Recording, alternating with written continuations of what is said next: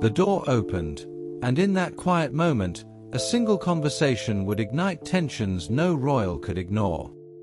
Inside the grand walls of Buckingham Palace, where every smile is measured and every word carries weight, something unexpected was unfolding. Not in public, not in headlines, but in a private moment that would ripple through the royal family like a shockwave. It began on a night meant for celebration. A royal banquet, glittering chandeliers, flowing gowns, polished speeches. The kind of evening the monarchy has perfected over centuries. But beneath the elegance, something was off. The atmosphere felt tighter, the smiles a little more rehearsed. And then, it happened. Princess Anne, known for her composure and razor-sharp honesty, broke the unspoken rule of royal silence. Turning toward Queen Camilla, she delivered a line that would freeze the room. "You are the Queen Consort, not the Queen." For a split second, time stopped. Conversations died. Glasses paused mid-air. And every eye in the room shifted, because when Anne speaks, it's never accidental. This wasn't about titles alone. It was about legacy. Princess Anne has always been fiercely loyal to her mother, Queen Elizabeth II, a monarch who valued tradition above all else. And according to long-standing royal understanding, Camilla's role was always meant to reflect that balance. Respectful, but carefully defined. So when Anne spoke, it wasn't impulsive. It was deliberate. A reminder, a line drawn in quiet defiance.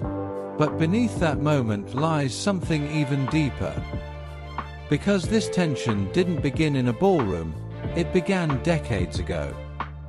Long before Camilla became part of the royal family, she married Andrew Parker Bowles, a man once closely connected to Anne herself.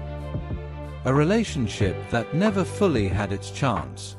A story that ended not with closure, but with quiet compromise. And in royal life, unresolved history rarely stays buried.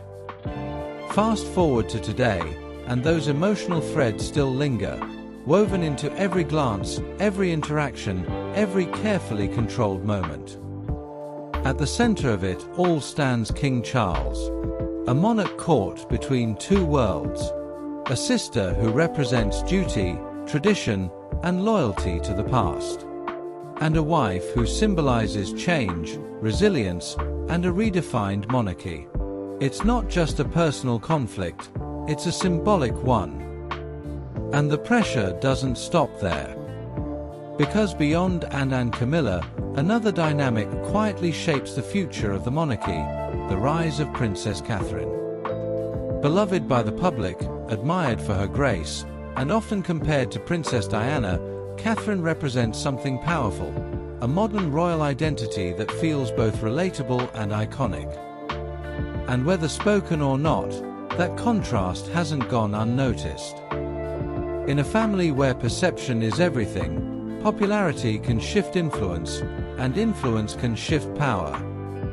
So what we're seeing isn't just tension between individuals.